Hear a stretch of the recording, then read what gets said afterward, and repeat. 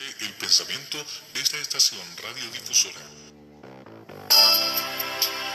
Ministerio Palabra Viva y Eficaz de la Ciudad de Ventura presenta su programa, La Biblia Hoy. Escúchanos en los siguientes minutos para ser enriquecido en el conocimiento de la Palabra de Dios. Bienvenidos. Gloria a Dios, gloria a Dios. Bienvenidos, hermanos, hermanas, a este tiempo de la Biblia Hoy. Es un gusto estar nuevamente aquí con ustedes. Otro programa que mi esposa no está presente, le pido oración por ella, por Marta, está con una gripe bastante fuerte, pero gracias a Dios que aquí estamos para compartir estos bloques tan interesantes donde aplicamos la palabra de Dios a cada situación de nuestra vida, lo que nos rodea, lo que rodea nuestra familia. Así que vamos a orar y vamos a comenzar con este tiempo de la Biblia Hoy. Bendito Padre de la Gloria, Señor, gracias por este privilegio, Señor, de poder estar nuevamente en tu palabra y en este lugar, compartiendo con mis hermanos y hermanas la palabra de Dios. Señor, te pedimos que sea tu Espíritu Santo, por favor, el que nos guíe, el que nos ilumine, el que nos enseñe. Señor, nos ponemos en tus manos para que a través del poder de tu Hijo Jesucristo podamos aplicar la palabra con sabiduría a nuestra vida. Te damos gracias, Señor, te entregamos este tiempo y nos ponemos en tus manos. Todo te lo pedimos, por favor, en el nombre y la autoridad de Jesucristo, nuestro Señor. Amén. Amén. Gloria a Dios, hermanos. Vamos a comenzar este primer bloque del día de hoy, volviendo un poquito a lo que hablamos hace casi un mes ya, cómo se pasa el tiempo, ¿verdad?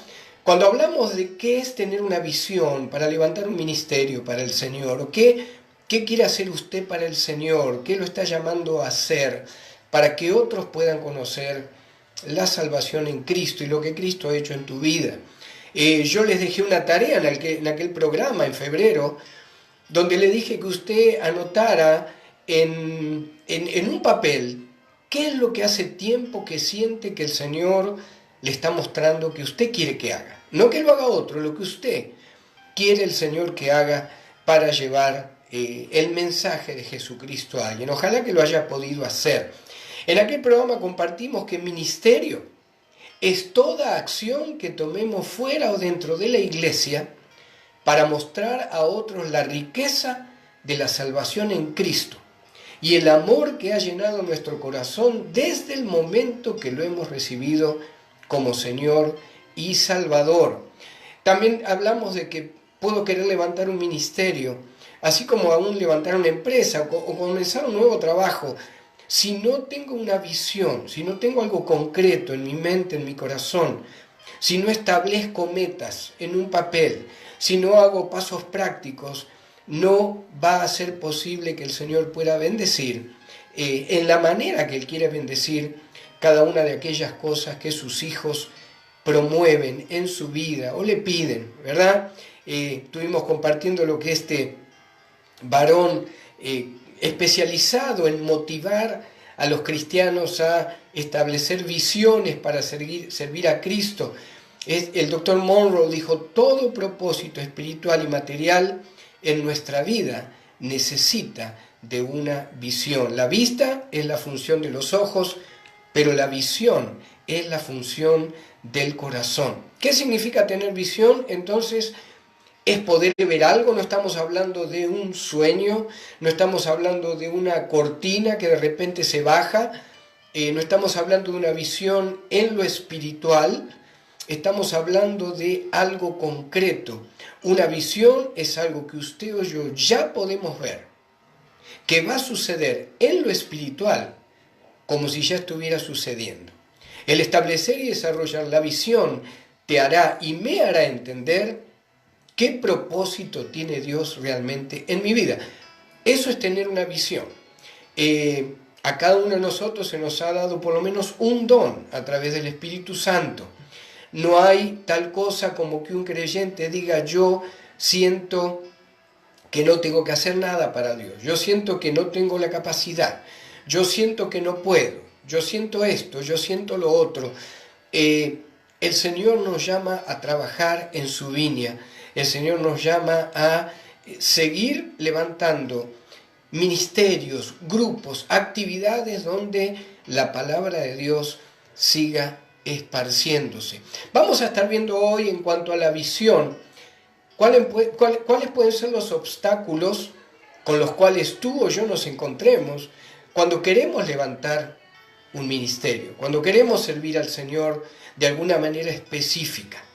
Así que, ¿cuáles son los obstáculos con los que nos podemos encontrar como creyentes? Debemos entender que en este último tiempo de la iglesia, yo considero personalmente que es cuando el Señor más quiere que despertemos de la pereza, que muchos a lo mejor están, y comencemos a preguntarle al Señor, Señor, ¿qué quieres que yo haga? Señor, dentro de la iglesia, gloria a Dios, si el Señor le da algo para que usted haga. Pero la iglesia de Cristo, hermanos, con lo que está sucediendo, en lo profético, con lo que se está adelantando, la llegada de Cristo para levantar a su iglesia, así como nosotros lo pensamos, ¿verdad? Bíblicamente, es tiempo de que el Señor nos está diciendo, sirvan en la iglesia, me agrada y va a ser de bendición, pero hay que salir, hay que hacer cosas fuera de la iglesia, donde el Señor te va a usar a ti o a mí y no quiere usar a otra persona porque tú tienes el don o los dones para levantar ese ministerio para servir a Cristo. Uno de los primeros obstáculos que puede ser en cuanto a la visión tiene que ser específica y muchas veces lamentablemente confundimos, hay veces que he leído misión y visión en algunos websites aún de iglesias, ¿verdad? Grandes. Lamentablemente muchas veces se pierde la idea de lo que es la misión y la visión. Muchas veces preguntamos, hermano, hermana, ¿qué le gustaría hacer para el Señor? Y a lo mejor la respuesta es esta: quiero predicar el Evangelio a todo mi barrio. Y gloria a Dios, qué buena idea,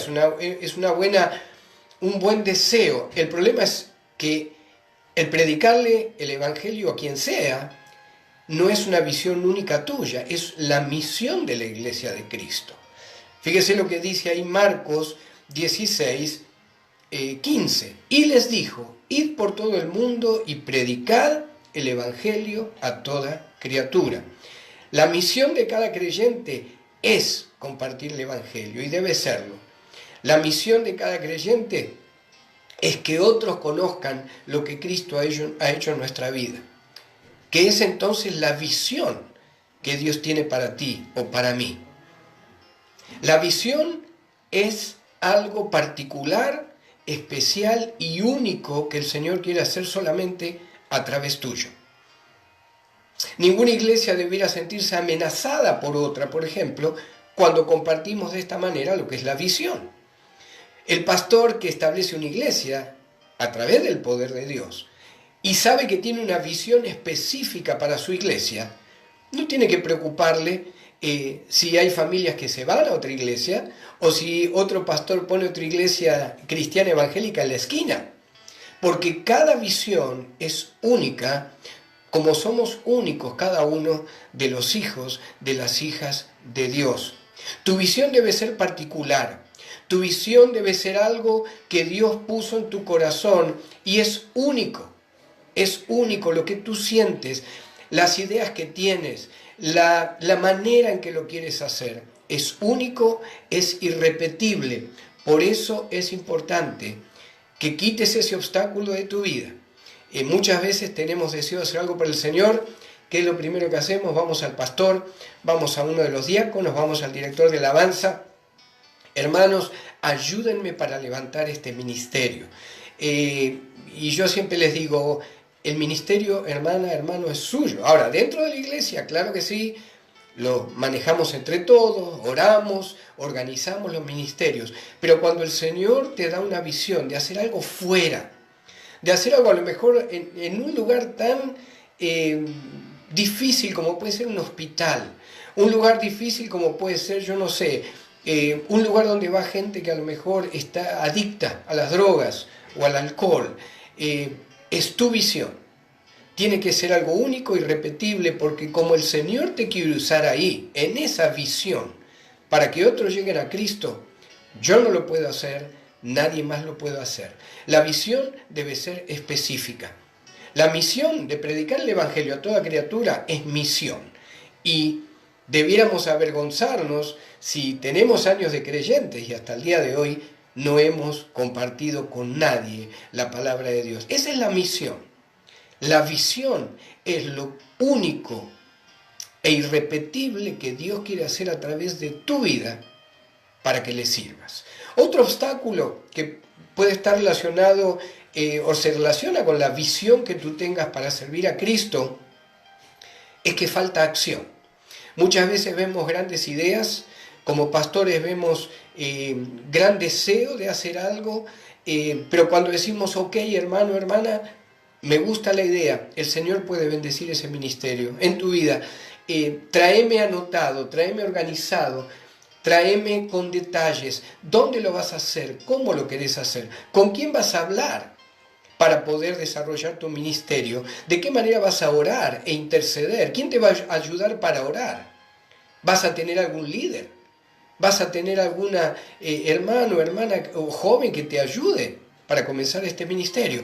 Tráeme todo en un papel. Y muchas veces, yo digo que casi en el 100% de las veces, la persona se desanima. La persona cree que no tiene la posibilidad, que no tiene los dones, que solamente con la idea otro lo va a hacer. La visión no son solo deseos, tu visión es principalmente acción. Una vez que tú sabes lo que Dios quiere que hagas, es tiempo de ponerse a trabajar. Tu visión es tuya. No puede haber indecisión. Cuando hay un fuego en tu corazón y en tu espíritu de hacer algo para el Señor, no importa la locura que parezca, háblalo con tus líderes, háblalo con tu pastor, pero muestra acciones que estás listo o lista para comenzar a desarrollar para que tu visión se haga realidad. Muchas veces la indecisión es la que frena, la que destruye muchas visiones para levantar ministerios para Cristo. También el doctor Monroe, ahí en su libro, dice: la indecisión prolongada es el asesino de tu visión. Otro obstáculo que puede aparecer en la visión, para que usted o yo la levantemos delante del Señor, no nos diversifiquemos demasiado en los lugares donde servimos o con los dones que servimos al Señor. No podemos hacer todas las cosas. Y si pudiéramos, el Señor nos da muchas veces, ¿verdad?, dones, nos da tiempo, nos da bendiciones, pero yo te aconsejo que utilices el don, dos dones máximo que el Señor te ha dado, que los utilices en aquello que la gente te dice más que los bendices cuando tú los usas.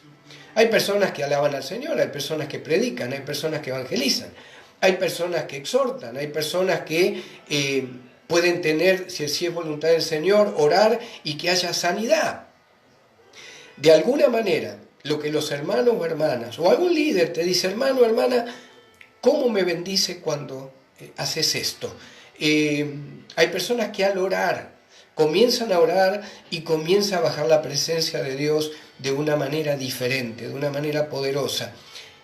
Uno de los obstáculos de la visión, trata de no hacer todo junto para el Señor. Enfócate en desarrollar los dones con los que más son bendecidos los demás cuando tú los aplicas. Usted puede leer ahí 1 Corintios, capítulo 12, 11, ¿verdad? Que es el Espíritu Santo el que derrama los dones como Él quiere. Y Dios no se equivoca, hermanos, Padre, Hijo, Espíritu Santo. Cuando el Espíritu Santo te dio ese don o dones para servirlo, es cuestión de empezar a desarrollarlos, porque vamos a comenzar a bendecir la vida de otras personas. Ahí en Romanos 12, del 3 al 8, Romanos 12, del 3 al 8, usted también puede ver lo que Pablo, inspirado por el Espíritu Santo, declara en cuanto a los dones. Tienes don de servicio, tienes don de administración, exhortación, evangelismo, predicar, alabanza, finanzas, misericordia, amor por los demás, visitación, yo no sé. es único, es tuyo, es irrepetible. Y en tu visión es necesario que comiences de manera práctica a anotar en un papel a lo que quieres llegar. Un obstáculo también en cuanto a la visión para servir a Cristo. Muchas veces siempre pensamos que lo grande no puede ser aplicado al cristiano. Hay veces que me han dicho, pastor, yo quisiera comenzar un grupo de intercesión. Gloria a Dios. ¿Cuál es tu visión?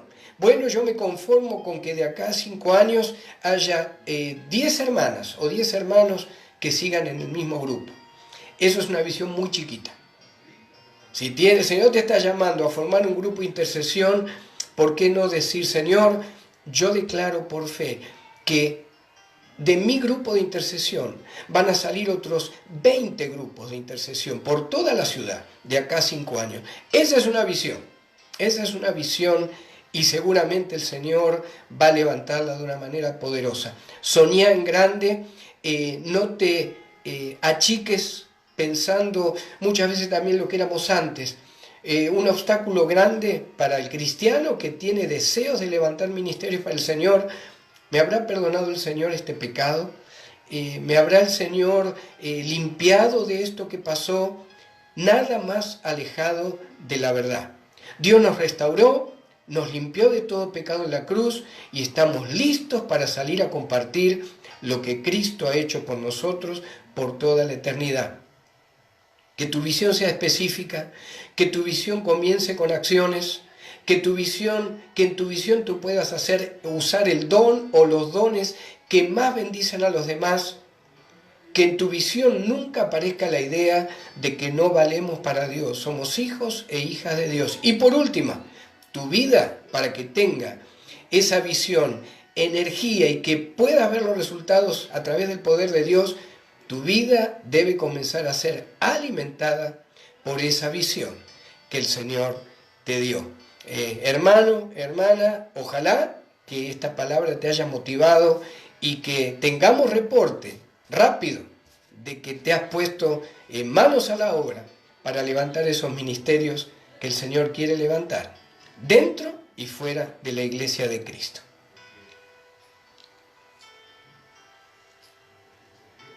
No te muevas, regresamos con más en La Biblia Hoy.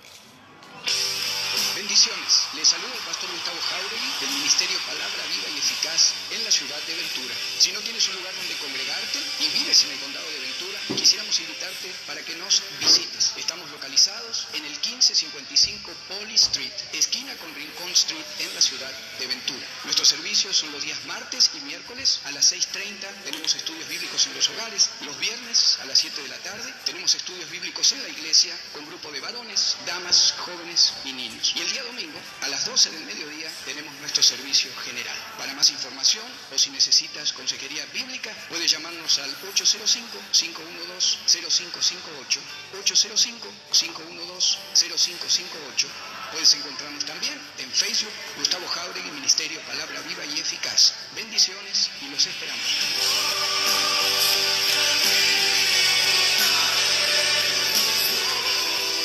¿Te perdiste de tus programas favoritos? No te preocupes, ahora como Oasis On Demand, ya puedes escucharlos a cualquier hora que tengas disponible. Es fácil, con 3 pasos muy simples. 1. Baja nuestra app Oasis Media. 2. Al abrirla, busca la opción On Demand. 3. Selecciona el programa que deseas escuchar y listo. Ya no te podrás perder de tus programas favoritos. Oasis On Demand. Queremos estar más cerca de ti.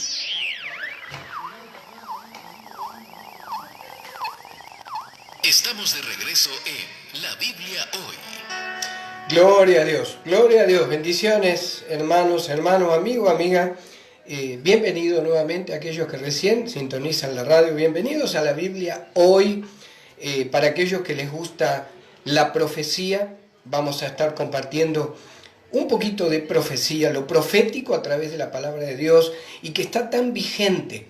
A mí me asombra ver cómo el Señor va organizando ese mosaico mundial para que todo lo que la palabra, como por ejemplo lo que escribió el profeta Ezequiel, casi 2600 años atrás, cómo la palabra se va cumpliendo a través de lo que sucede al día de hoy, cuando el Señor toca corazones de líderes, de presidentes, de dictadores. Qué tremendo que es ver que toda promesa de parte de Dios se va a cumplir como Él lo prometió. Vamos a estar hablando un poquito hoy de un país que nunca se lo ha tenido mucho en cuenta en la profecía bíblica, y que es el país de Turquía. Allá en Ezequiel 38, si usted me acompaña a la escritura, vamos a leer del 1 al 6, Ezequiel 38, y vamos a hablar de la tan famosa guerra de Gog y Magog, ¿verdad? Pero ahí vamos a ver cómo entra Turquía en la profecía, en esto que estamos compartiendo. Váyase conmigo a Ezequiel 38 y dice el versículo 1, vino a mí palabra de Jehová diciendo, hijo de hombre, pon tu rostro contra Gog en tierra de Magog, príncipe soberano de Mesec y Tubal, y profetiza contra él. Y di, así ha dicho Jehová el Señor, he aquí, yo estoy contra ti, oh Gog, príncipe soberano de Mesec y Tubal, y te quebrantaré, y pondré garfios en tus quijadas, y te sacaré a ti a todo tu ejército, caballos y jinetes, de todo en todo equipados, gran multitud con paveses y escudos, teniendo todos ellos espadas. Persia, Cus, Fut con ellos, todos ellos con escudo y yelmo. Gomer y todas sus tropas, la casa de Togarma de los confines del norte, y todas sus tropas, muchos pueblos contigo. Váyase al versículo 10. Así ha dicho Jehová el Señor, en aquel día subirán palabras en tu corazón y concebirás mal pensamiento. Y dirás, subiré contra una tierra indefensa, iré contra gentes tranquilas que habitan confiadamente. Todas ellas habitan sin muros y no tienen cerrojos ni puertas. Y un poquito del versículo 12, para arrebatar despojos y para tomar botín. Sabemos proféticamente, hermanos, que tiene que haber un pacto de 7 años que se establezca con Israel. Algunos estudiosos de la palabra ubican la guerra de Gog y Magog un poco tiempo antes de este pacto de paz.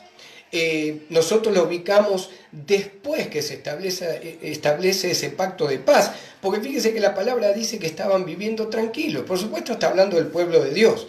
Estaban viviendo sin límites, estaban viviendo sin cerrojos. Establecemos entonces que la palabra dice que va a haber un tiempo donde el pueblo de Israel va a establecer un pacto de 7 años que no va a ser establecido por Israel, sino que va a ser establecido por el gobernante mundial. Y cuando habla de que se establece, no es algo que Israel pudo tomar parte de eso. Tenemos tan al día de hoy vigente estos comentarios que están llegando de que hay un plan preparado para Israel, para Palestina. No sabemos cómo va a trabajar. Lo que sí sabemos, que va a ser un plan de 7 años donde a Israel se le va a exigir por fuerza que cumpla con ese plan de paz. No vamos a ir a Israel, sino que vamos a ir al enfoque de cómo está Turquía en esta invasión de este grupo de países que nos habla Ezequiel en el versículo 1 al versículo 5. Fíjese, Ezequiel 38, 5. Persia, Cus y Fut con ellos, todos ellos con escudo y yelmo, Gomer y todas sus tropas, la casa de Togarma. Todos los países que se nombran acá, con alguna diferencia en la raíz de la palabra, son todos países que actualmente se conocen. La única que cambia cuando dice Cus es lo que sería la Etiopía de aquella época, no la Etiopía de ahora, no el moderno Sudán. Es lo único prácticamente que varía de lo que conocemos al día de hoy. Persia es Irán, Cus es Etiopía, no la de África, sino que sería el moderno Sudán. Put es Libia, Gomer es Turquía, Togarma es Turquía, Armenia y todo el pueblo de habla turca de Asia Menor. Siempre que leemos que el Señor dice que van a llegar desde el norte, ¿verdad? El ataque, dice que van a llegar contra un pueblo tranquilo, Gog y Magog. Y siempre la profecía se ha entendido como que Rusia, si usted hace una línea de Jerusalén hacia arriba, la misma línea prácticamente a 90 grados toca con lo que es Moscú. Y sí se sabe que Rusia va a tener un papel importante en esta guerra de Gog y Magog. Pero qué interesante que hace unos 2-3 años el presidente de Turquía, que fue elegido o reelecto de una manera arbitraria, no por democracia, un tal Erdogan, ha declarado que están pensando dejar lo que es la OTAN, la Organización del Tratado del Atlántico Norte, donde está Estados Unidos, están los países de Europa. Turquía siempre ha sido un colaborador de Occidente, pero en los últimos 2 o 3 años ha habido un giro donde Turquía comienza a mostrar el estar interesado en tener relaciones diplomáticas y aún de armamento con Irán, con Rusia y con Siria. Usted seguramente está al tanto de lo que está sucediendo en Siria, ¿verdad? Ya hay varias notas del Jerusalem Post, uno de los diarios más importantes de allá en Israel, donde dice que es muy posible que Turquía quiera dejar el Tratado Occidental de Defensa Común y puedan formar no solo un tratado islámico con otros 15 o 20 países musulmanes, sino que también estarían interesados en que Rusia, Irán y los países de habla turca formaran parte de ese grupo de defensa. Algo para tener en cuenta en lo profético. Y Turquía queda exactamente también al norte de Israel. Es más, es el primer país que aparece en el norte de Israel por sobre Rusia.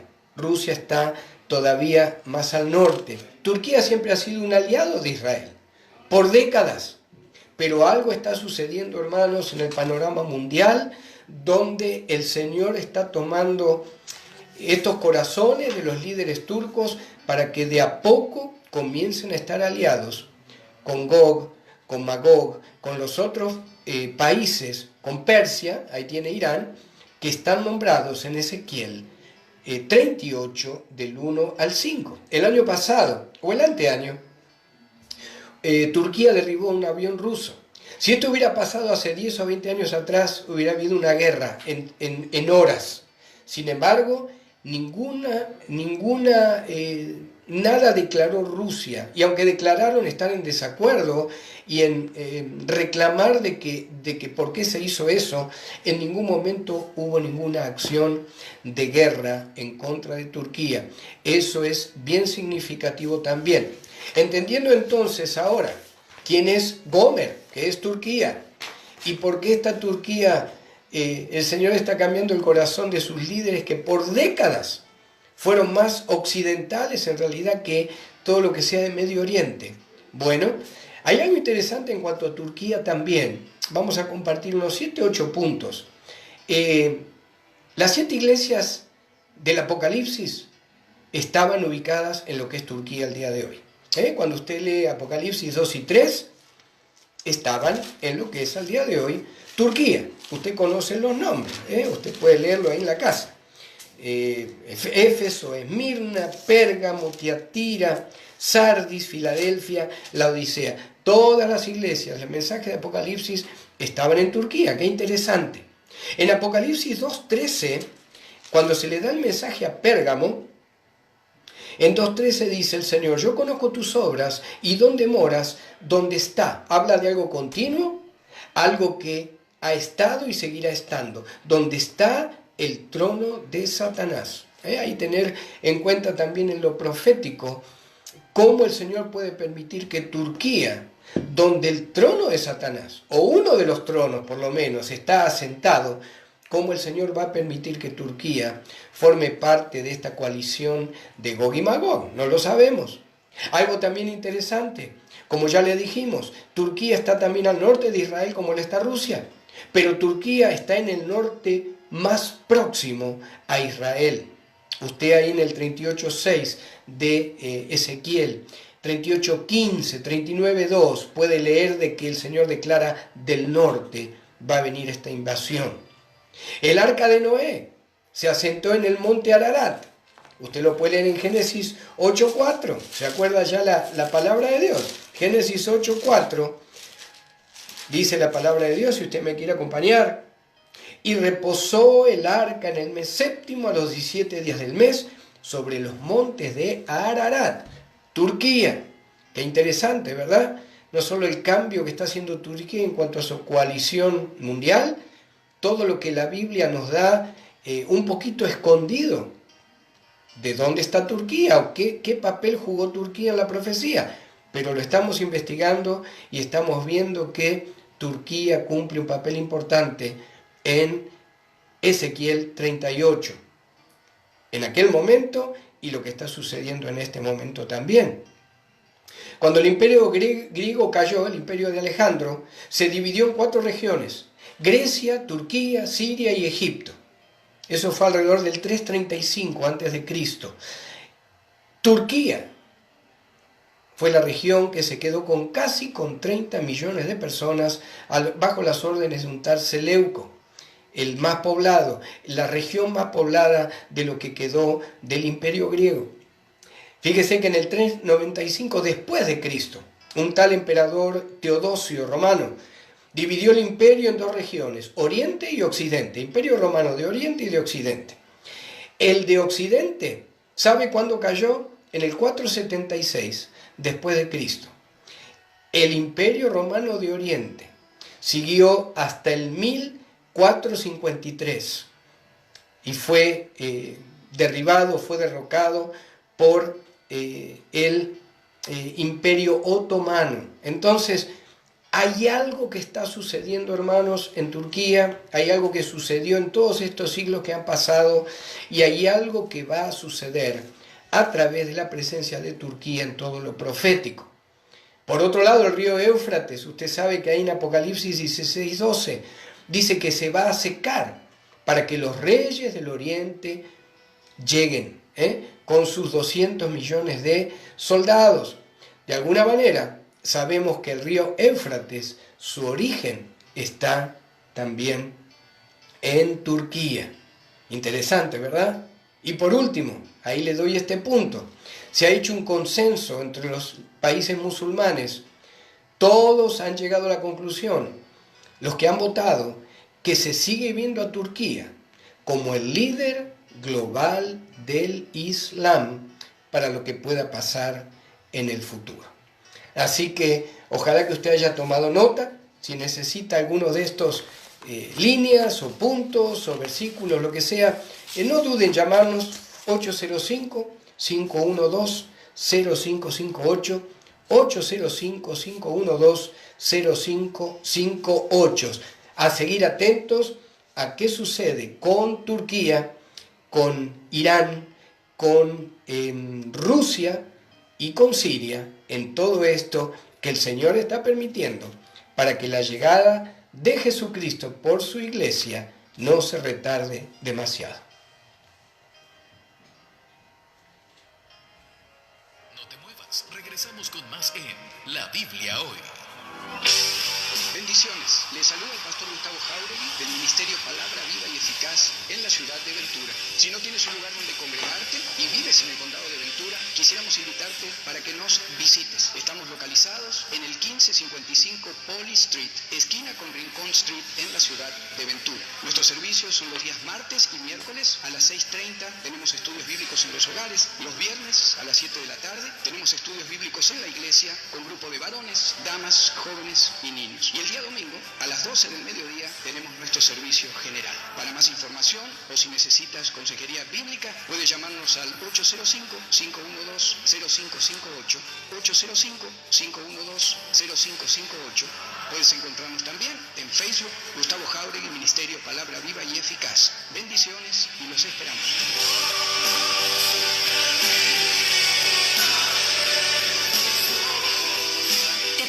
Tus programas favoritos?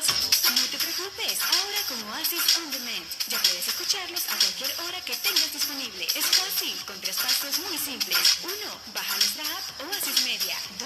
Al abrirla, busca la opción On Demand. 3. Selecciona el programa que deseas escuchar y listo. Ya no te podrás perder de tus programas favoritos. Oasis On Demand. Queremos estar más cerca de ti.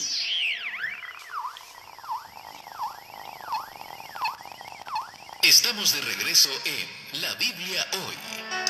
Gloria a Dios, hermano, hermana, amigo, amiga, gracias por estar escuchando la palabra de Dios y cómo aplicarla a nuestra vida el día de hoy. Qué tremendo, como decíamos al principio, cuando nos damos cuenta que la palabra la puedo aplicar a mi vida, a mi matrimonio, a mi ministerio. La palabra me enseña de dónde vengo, hacia dónde voy, qué sucede o qué va a suceder con cada uno de nosotros, aun cuando dejemos este mundo. Cómo se va a producir ese tiempo donde el Señor tome juicio, ¿verdad?, sobre la tierra. ¿Quién va a ser el anticristo? ¿Quién va a ser el falso profeta? Yo creo que como cristianos, hermanos, que estudiamos la palabra, nadie puede llegar a tener más gozo que nosotros, que saber y creer por fe que toda la respuesta de lo que pueda llegar a nuestra vida está en la palabra de Dios. Hay veces que, ¿verdad?, se trata al creyente como el ignorante, como el que cree cuentos de hadas. Si aquellos que critican supieran que la palabra de Dios nos ha dado el privilegio de poder enfrentar cada situación en nuestra vida, de poder saber cómo fuimos creados y de poder también entender qué es lo que nos espera por la eternidad. En este tercer bloque, hermanos, vamos a retomar también un tema que casi un mes atrás lo hablamos. En aquel entonces hablamos de la necesidad de que el matrimonio cristiano ore juntos, de que tengan un tiempo íntimo de oración.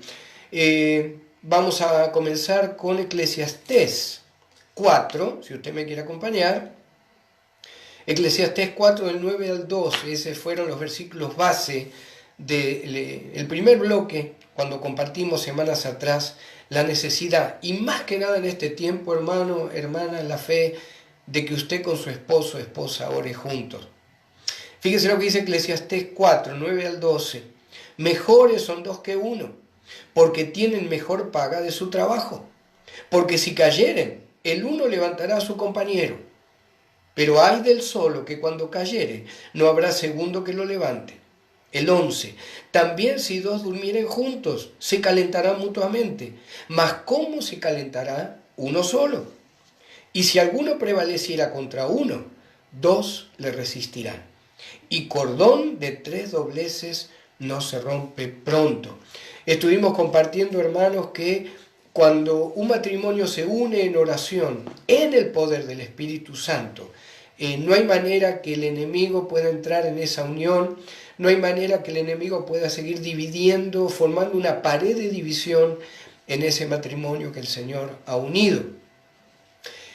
Somos conscientes también que muchas veces hay obstáculos, principalmente cuando a lo mejor uno de los dos tiene poco tiempo en el Evangelio, cuando alguno de los dos a lo mejor se cree más espiritual que el otro, porque pasa también, donde hay veces que nos dicen, bueno, yo quisiera orar, pero mi esposo no habla o no quiere orar, o él no ora como yo, o el esposo dice, yo tengo más tiempo en el Evangelio y ella dice cosas que no son bíblicas. El enemigo puede utilizar, hermanos, tanta cantidad de cosas para que un matrimonio no tome sus manos y declaren protección sobre su vida, su matrimonio y sobre su familia. Entonces vamos a hablar de pasos prácticos hoy. Pasos prácticos de cómo usted, hermano, hermana, no importa el tiempo que tenga en el Señor, pueda llegar a formar o establecer una línea de oración. No importa que sea un día, una semana, ojalá fuera todos los días, gloria a Dios, si usted tiene el tiempo. Pero somos conscientes de que la vida moderna muchas veces nos quita muchas horas del día. Uno llega cansado. Hay veces que entendemos que hay muchos hermanos, hermanas que capaz que ni tiempo de abrir todos los días la palabra de Dios tienen. Pero vamos a dar pasos prácticos para que usted utilice para comenzar. No importa que no lo haya hecho hasta ahora. Es necesario, matrimonio cristiano, que usted empiece a orar juntos. El primer paso práctico que vamos a dar: busque un horario aceptable para los dos. Yo sé que hay veces que el varón o la esposa trabajan de noche y se entiende que es difícil, uno de día, otro de noche. Busquen un horario que los dos estén de acuerdo, un horario que no haya carreras, un horario que a lo mejor diga, yo sé que en media hora tengo que salir a manejar al freeway, o llego cansado, bueno, voy a orar o vamos a orar para que pase el día, le doy el gusto a mi esposo, a mi esposa. Que no sea de esa manera, la manera en que usted y su esposo o esposa comienzan a buscar un horario que sea aceptable para los dos. ¿Qué tal un sábado, en la mañana temprano o en la noche, una vez que los muchachos se han acostado, los niños? ¿Qué tal un domingo, en la mañana, antes de ir a la iglesia? O en la tarde, al volver de la iglesia. Oren juntos, principalmente, nosotros aconsejamos orar juntos, principalmente, si pueden, en la mañana, temprano. Si los dos tienen trabajos regulares, normales, con horarios normales, no cuesta nada levantarse 15 minutos antes, ponerse en las manos de Dios, bendecir sus vidas, la vida de sus hijos, los colegios de sus hijos. Se puede hacer entonces antes de comenzar las carreras del día. Si no funciona, oren juntos antes de acostarse. Una vez me preguntaban si es pecado orar acostado. Usted se imagina, hay veces que, no sé, lamentablemente hemos recibido o se da la palabra de una manera tan religiosa, donde ha llegado esa pregunta a mi vida, ¿verdad? La vida de mi esposa. ¿Qué pasa si oramos acostados? ¿Es pecado? ¿No es reverencia a Dios? El Señor recibe la oración mientras sea hecha con reverencia, respeto y con la adoración necesaria a Dios. El Señor recibe tu oración donde lo quieras hacer con tu esposo o esposa. El Señor te va a mostrar si hay algo que realmente no conviene, un lugar donde no oren juntos. Pero el Espíritu Santo te va a guiar para que estén donde estén, ese tiempo de tomarse las manos sea único y que el Señor pueda proteger tu vida. Entonces, paso práctico, busquen un horario aceptable. Muchas veces escucho esto. Oramos separados, porque cada uno tiene tiempos diferentes. Pero estamos bien, pastor, así, todo está bien. Yo creo que no está bien. Yo creo que, como leíamos en Eclesiastés, ese cordón de 3 dobleces en lo espiritual, tu esposo, tu esposa y Cristo en el medio, a través de la oración, es un lugar donde el enemigo no puede penetrar. Paso práctico, el número 2, comiencen orando tiempo breve. No comiencen diciendo, bueno, vamos a orar 1 hora juntos. Gloria a Dios si oran 1 o 5 horas juntos. Gloria a Dios. Pero matrimonios que no están acostumbrados a orar juntos, se les hace difícil a veces articular palabras, el uno por el otro. Hay gente que se desanima. Hay hermanos, hermanas que a lo mejor ven la manera en que ora el esposo, la esposa, y se desaniman. Por otro lado, hay veces que uno dice, tiene tanta palabra para orar, qué bendición, y yo qué voy a decir cuando sea mi turno. También hay un problema cuando se ora junto con el esposo o la esposa y uno se extiende mucho en la oración. Hay veces que al seguir el hilo de la oración, ya después de varios minutos y minutos, tal vez no nos acordamos realmente por lo que comenzó a orar. No utilicemos ese tiempo para mostrar lo espirituales que somos. Acuérdese que 2 Timoteo 2:24 dice, el siervo del Señor, usted y yo, o el Hijo de Dios, no debe ser contencioso, sino amable para con todos. Dejemos el tiempo natural de oración de una manera simple, por lo menos para comenzar. Unos 2 o 3 minutos cada uno, algo que salga de tu corazón, que sea breve el tiempo que cada uno pone delante del Señor. Otro paso práctico, respetemos el tiempo mío. Respeta tu tiempo, tu turno, cuando te toque orar. Muchas veces pasa también que alguien ora, ¿verdad? Y como dijimos antes, no todos tienen verborragia para orar. Hay algunos que hablamos de una manera, otros de otra. Y hay veces que en la oración de uno se escucha que el otro dice, o a lo mejor, ¿verdad? Una tosecita que aparece de repente como diciendo, ¿qué es lo que estás diciendo? ¿O por qué no te apurás? ¿O por qué tan corto la manera en que orás? Respetemos el tiempo y esperemos el turno que el Señor nos ha dado con mi esposo o esposa cuando sea el tiempo de orar. Algo también importante, vayamos al grano, hermanos, en la oración.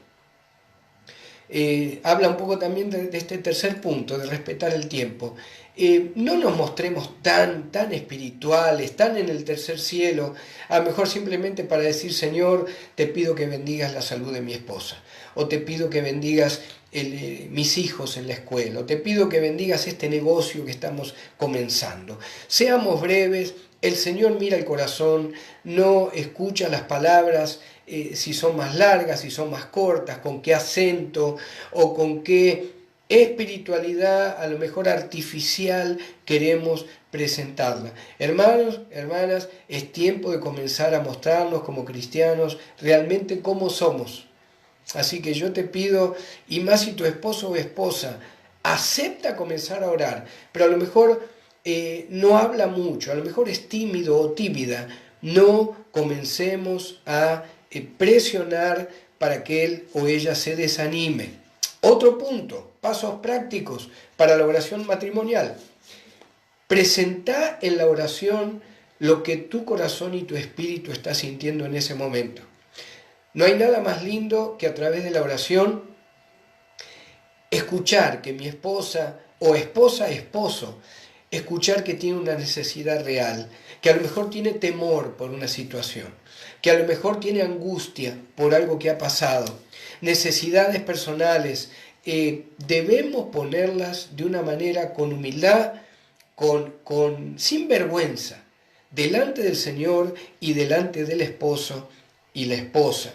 Fijémonos, por ejemplo, la oración del publicano, del fariseo, ¿se acuerda allá en Lucas 18, 9 al 14? Cuando de repente el que pensó que estaba parado y porque se golpeaba el pecho y gritaba más fuerte y decía, yo me arrepiento, ¿verdad? Señor, yo hago esto, yo diezmo, yo hago lo otro, yo soy tan religioso, ayuno. Y el publicano pobre ahí en el piso, rogando que de alguna manera pudiera ser perdonado por Dios, y el Señor declara que se fue a la casa primero perdonado, el que actuó con humildad, el que sabía que de alguna manera estaba teniendo un trabajo que era difícil, ¿verdad? Colectar impuestos, era visto de una manera mala, era tomado como un hereje, como un pecador por el pueblo judío. Sin embargo, el Señor dice, ese se fue a la casa perdonado antes que el otro. Seamos transparentes, hermanos, en la oración. La transparencia en la oración anima al esposo y a la esposa para orar después por él o por ella, para bendecirlo, para pedir al Señor que en las áreas que hemos escuchado que hay problemas, que el Señor pueda bendecir la vida del esposo o de la esposa. Otro punto práctico o otro paso práctico. En algún momento de la oración, oren por el matrimonio, oren por los dos, abrácense o de la mano. Señor, bendice nuestro matrimonio. No cometamos el error de repente decir, Señor, te doy gracias por la vida de mi esposa, Señor, y te pido, Señor, que en tu gran amor y misericordia le mejores ese carácter que tiene. No, hermano, no hagamos eso, por favor. Cuando hablamos de esa manera, estamos diciéndole, mi carácter es mejor que el tuyo, estamos dándole lugar a que el enemigo ponga en mi esposa o en mi esposo un recelo, un resentimiento por lo que acabamos de decir. Simplemente pidamos bendición para nuestro matrimonio. Demos gracias por lo que tenemos. Aunque hayamos discutido a lo mejor el día de ayer o esta mañana, hay una cobertura espiritual tan importante donde Satanás no puede intervenir. Hay una cobertura tan importante cuando el esposo y esposa, aún a pesar de las diferencias, de los problemas, de los cambios de opinión, cuando el esposo y esposa bendice y pide bendición sobre esa unión matrimonial. Cuando oren, tengamos la motivación central de que el nombre del Señor sea glorificado. Eso es algo que nos preguntan a veces también. Pastor, hemos comenzado a orar, pero ¿qué comenzamos? ¿Pidiendo directamente lo que necesitamos? Bueno, no. Usted puede ir ahí a la oración modelo, Mateo 6, y ahí usted se va a dar un poquito cuenta de qué es lo que el Señor le agrada en la oración. Padre nuestro que estás en los cielos, santificado sea tu nombre. No diga la oración como dice el Señor, ¿verdad? No crean que porque repiten como los gentiles van a ser escuchados. Pero para que te des una idea que podemos tomarnos de la mano y por lo menos decir, Señor, gracias por ser nuestro Dios. Gracias porque eres eterno. Gracias, Señor, por haber enviado a Jesucristo para librarnos de este siglo malo, como dice la palabra.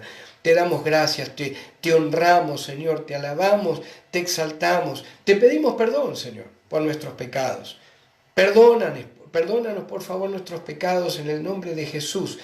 Antes de que comencemos a poner delante de tu presencia lo que tú ya sabes que necesitamos, pero que queremos aquí con mi esposo y esposa ponerlo delante tuyo.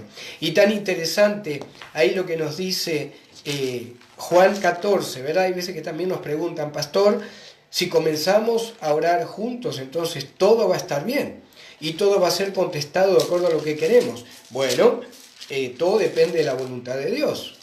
Ahí en Juan 14, fíjese ahí en el versículo 12, Juan 14, 12, el Señor dice, de cierto os digo, el que en mí cree, las obras que yo hago, Él las hará también, y aún mayores hará porque yo voy al Padre. El 13, y todo lo que pidieres al Padre en mi nombre lo haré, para que el Padre sea glorificado en el Hijo. Si algo pidieres en mi nombre, yo lo haré. Entonces a veces, ¿verdad? Hay hermanos, hermanas que piensan que como pedí al Padre, en el nombre de Cristo, orando con mi esposo y esposa, se va a solucionar todo lo que está pasando, mejora la economía, mejora la relación, mejora la comunicación, y si es voluntad del Señor, el Señor lo va a hacer. Pero hay 3 maneras en que el Señor escucha la oración. Acá nos está diciendo que en el nombre de Cristo y dirigida al Padre, siempre no se escucha. Pero eso es diferente que lo conteste, ¿verdad? El Señor puede decir sí, el Señor puede decir no, o el Señor puede decir, espera en mi tiempo para que yo conteste lo que tú necesitas. De alguna manera, el primer paso, hermano, hermana, es comenzar a orar como esposo, como esposa. Pongan delante del Señor las necesidades, Él ya los conoce. Por otro lado, al orar juntos hay muchas actitudes, decisiones, emociones, que al comenzar a poner el Espíritu Santo ahí en el medio, en la oración, muchas cosas van a ir acomodándose, van a ir solucionándose directamente por el poder de Dios al orar ustedes. ¿Por qué? Porque, como decíamos, cuando escucho a mi esposa o esposo orar por miedo, por temor o por pidiendo que el Señor cambie algo en nuestras vidas, de alguna manera la otra persona, el Señor, el Espíritu Santo y la palabra comienzan a recordarme, acordate la necesidad de tu esposo, acordate la necesidad de tu esposa. ¿Por qué no cambiar un poquito tu carácter en esta área? ¿Por qué no dar a lo mejor más atención para el que la necesita? ¿Por qué a lo mejor no bajar un poquito el nivel de la voz? Si a lo mejor se está orando para que no haya, ¿verdad?, tanto conflicto, tanta discusión. El solo hecho de orar juntos, el Espíritu Santo va a comenzar a trabajar directamente en el alma, en el espíritu del esposo, de la esposa. Recordemos que el espíritu ha sido sellado por el Señor, ahí es donde Cristo habita, ahí es donde son las arras, ¿verdad? Es la garantía de lo que nos espera. Pero también recordemos que el alma son el intelecto, o es el intelecto, las emociones, la voluntad y la conciencia. Cuando un matrimonio cristiano comienza a orar junto, es en el alma donde comienzan los cambios para que el otro pueda comenzar a sentirse mejor, a tener más deseo de seguir orando juntos, pero principalmente de que el otro también sienta el amor que esposo y esposa se tienen uno por el otro.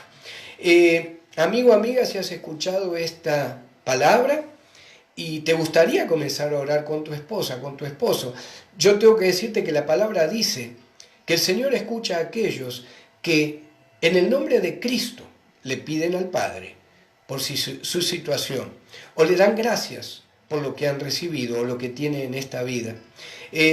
La palabra de Dios dice que esta es la palabra de fe que predicamos, que si confesares con tu boca que Jesús es el Señor y creyeres en tu corazón que Dios le levantó de los muertos, serás salvo. ¿Quieres comenzar a levantar esa oración delante del Padre en el nombre de Cristo, sabiendo que el Señor te va a escuchar? Te digo que bíblicamente la palabra también dice que aquellos que lo recibieron, que lo reciben, les da potestad de ser hechos hijos de Dios. Es una oración solamente la que te separa de ser declarado hijo de Dios. ¿Te gustaría recibir a Cristo en este momento como tu Señor y Salvador para tener acceso al Padre y ser escuchado en tu petición? Si quisieras hacerlo, simplemente si puedes repetir conmigo. Bendito Padre, yo te doy gracias por tu Hijo Jesús, quien murió en la cruz por mí. Yo reconozco que soy pecador, me arrepiento de mis pecados y te doy gracias, Señor Jesús, por la salvación que recibo en tu obra en la cruz en este momento. Gracias por salvarme, gracias por perdonar mis pecados, gracias por haber resucitado al tercer día, lo que garantiza que yo como tu hijo, a partir de este momento, voy a también resucitar contigo para toda una eternidad. Te doy gracias, Padre, por la vida eterna y el perdón de pecados, que según tu palabra, yo recibo en este momento, a través de mi Señor y Salvador, Cristo Jesús. Amén. Amén. Si has hecho esa oración, hermano, hermana, a ponerse a orar, a tomar las manos de tu esposo, esposa, hijos, si quieren agregarlos, ¿verdad? Para compartirles que has tomado esta tremenda decisión, que es la mejor decisión que has tomado en tu vida, vida eterna en Cristo Jesús. Que Dios les bendiga, hermanos, hermanas. Nos encontramos, si el Señor lo permite, en nuestro próximo encuentro de la Biblia hoy. Bendiciones.